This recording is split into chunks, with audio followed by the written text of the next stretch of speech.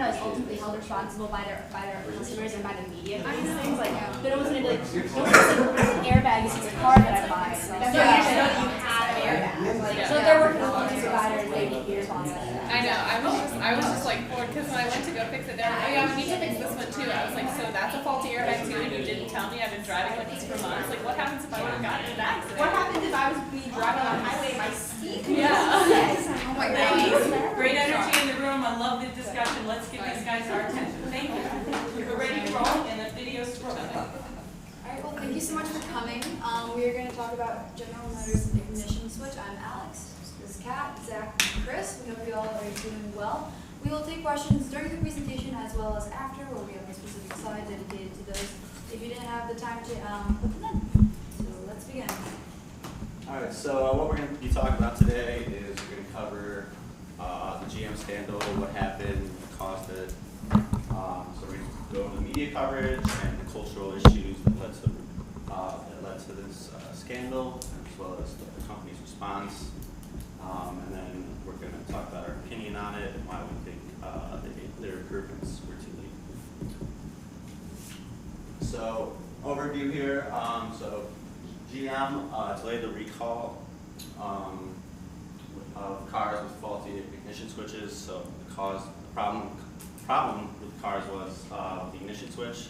The springs inside were too short, so they did not cause enough tension when the ignition was turned, and so the engine would randomly shut off. Locking the steering wheel, brakes, and airbags as well. And so they first noticed this problem in 2001, but they didn't recall until 2014.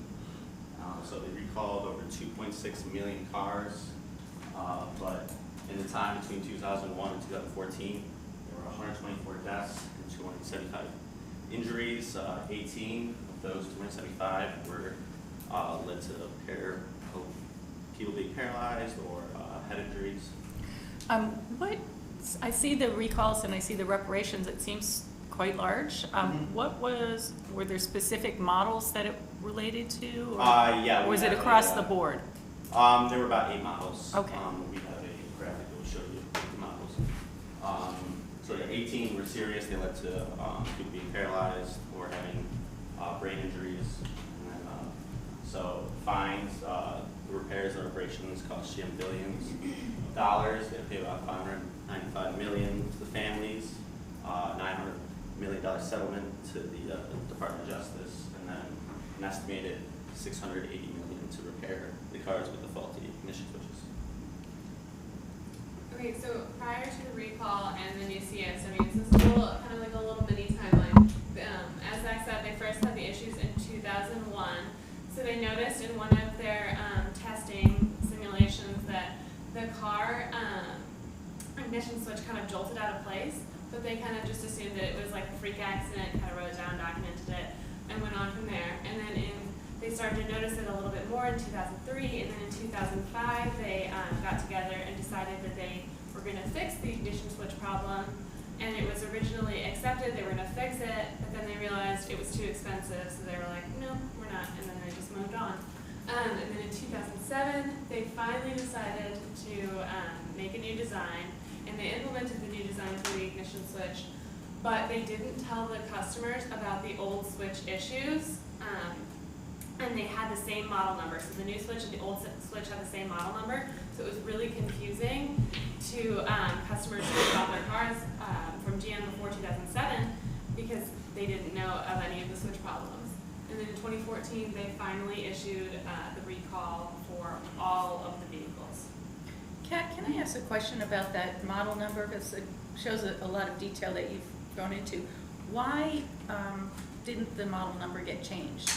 They didn't want to because they didn't want their customers finding out. They didn't want to flag it. Yeah, so it was. So it was on purpose. It was deception. Yeah. That's a common practice.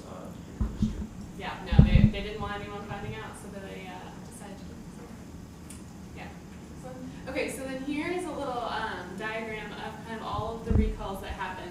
So along the bottom are the years that the car was put out, and then these are all of the models. So for like the Saturn Ion, for example, from 2003 to 2007, all of those car ignition switches were recalled, and So like all of those along there, all the recalls spanning from around 2003 to 2011. So I believe this slide is extremely important because it shows how widespread the coverage was for the GM ignition switch. It goes from LA to the Washington Post to CBS, and they're on different media platforms. So this issue just wasn't dismissed.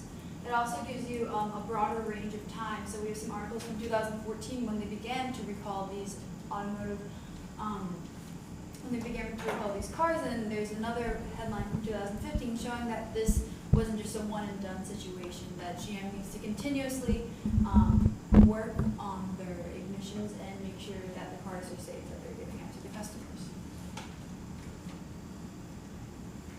So compared to 2013, GM had an 86% drop in profit in 2014, which is huge. They earned about $125 million in profit, which is absolutely nothing compared to what they normally do, which would be about $800 billion, I believe. The earnings were severely dented by the massive cost of the ignition switch crisis. However, when the new CEO, Mary Barra, stepped in, she really aimed to make the company more transparent, and by doing so, she created a social media center established for employees and customers to express their genuine concerns. Additionally, she took press coverage head on. She owned up to she took full responsibility for the problem and really made sure that everyone knew that we were taking this, we were dealing with it. Additionally, she used image restoration, which is a technique done by several companies. And basically image restoration has 6 methods you can use, which include bolstering, minimization, differentiation, transcendence, attacking the accuser, and compensation. Image restoration is used to reestablish the brand as reliable and dependable. So all of these combined together kind of give you an idea of how widespread and how important the media played in this case. Okay, so we identified 2 cultural issues that led to this faulty ignition switch crisis, both of which have to do with basically the culture within GM. The first one was resistance to raising issues that left upper management in the dark. So there's just this culture of secrecy, this culture of don't raise safety and standards issues. And this kept upper management from knowing about what was going on in the company. They didn't really know about these problems until it was way too late, and upper management was the best position to make executive decisions that would have helped prevent a crisis like this.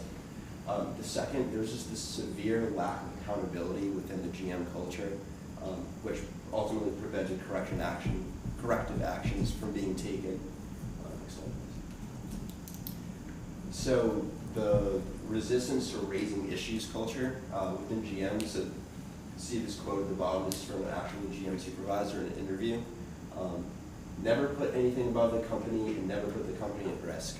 So that anything sounds a lot like customer safety, and it's basically just prioritizing cutting costs, maximizing profits over customer safety.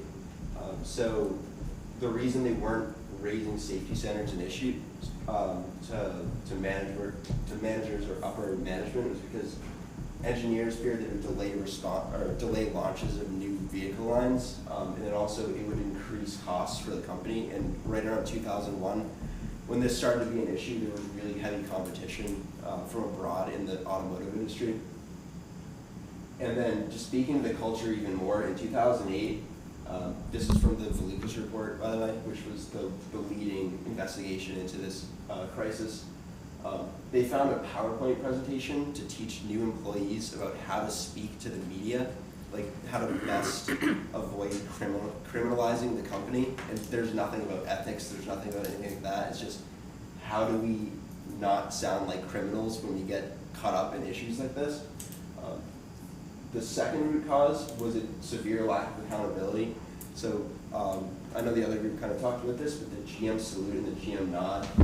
The GM salute, within GM, no one was taking responsibility. There was a lot of, in conferences, there was a lot of blaming other people, just essentially just avoiding responsibility, saying this is other people's issues, so I'm not going to do anything about it because it's not my fault. So ultimately, solutions were proposed in these conferences with a GM nod, but everyone just kind of nodded and said, all right, yeah, that's what we have to do, but because no one thought, oh, this is my responsibility, no one went forward and actually made any changes. And these meetings were horribly documented.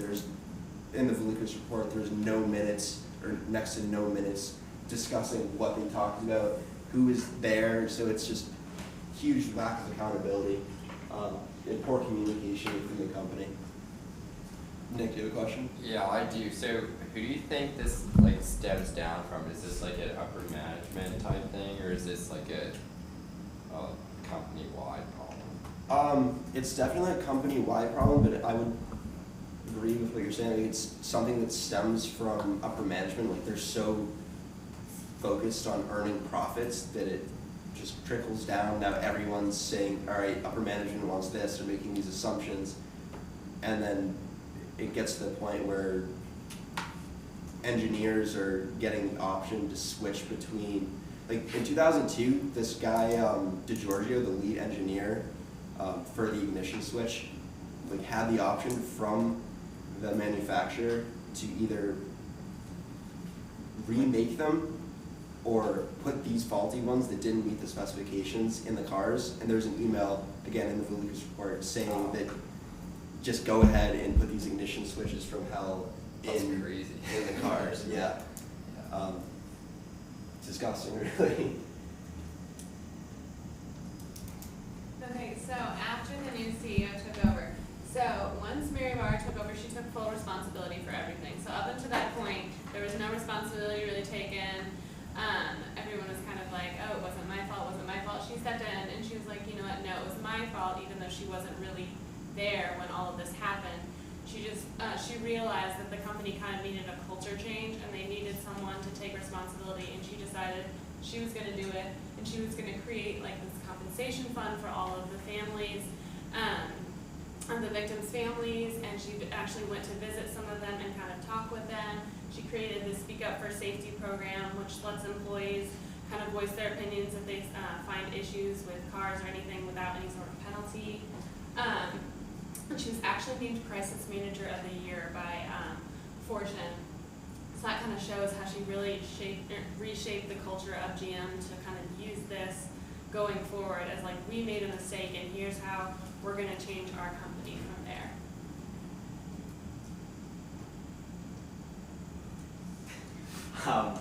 As a group, we kind of talked about our opinion towards the scandal, and we thought there are some good improvements right now, but they were a little too late.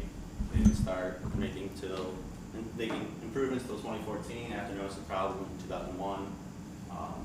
On top of that, GM was bailed out in 2009 by the U.S. government due to the economic crisis. So with that bailout, the government took loans as well as a portion of the stock in the company, and the stock did not rise, and the government lost $11.2 billion when they sold that stock. So they're not only damaging the safety of the consumer, but they're hurting the American taxpayer as well.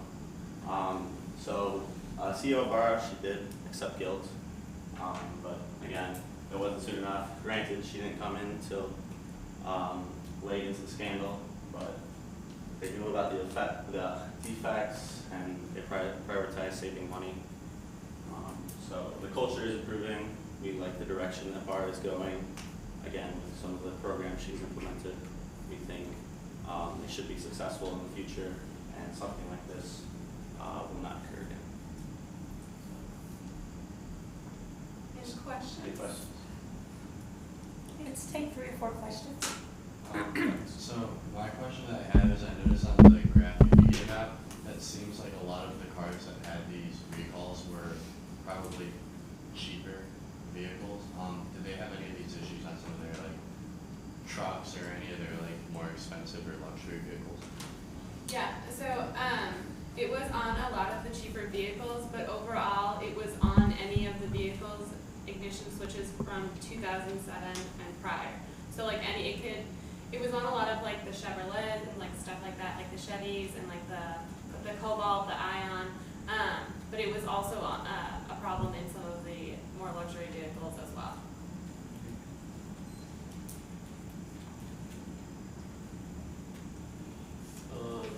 I'm guessing GM like owns other car brands, and I was wondering if like it was only in the GM like specific brand cars or the other company cars that they own, other car companies that they own. Like I wonder if they had the same switch issue or anything. They did, yeah, it was, they own Buick now, Chevy. Chevy, here's at the first slide, that's a whole list at the very bottom. First slide? Yeah, the very first slide. Yeah, so, They had a few other ones, but after the bailout, they had to, stop. so all these brands at the bottom they own, this is an image taken from their website, so.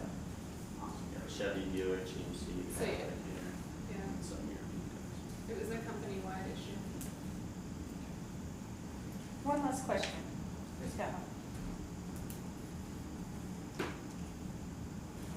Was there legal action taken? Like, I understand that the CEO stepped down, a new CEO, but was anyone, I mean, this caused a No ridiculous one amount was of prosecuted, but they did receive the $900 million penalty, and then the lawsuits are still, some of them are still going on. And they did fire 15 technician engineers as well. And including the DeGioia guy, obviously the lead engineer, he was probably the first to go. Okay, thank you guys. Good job.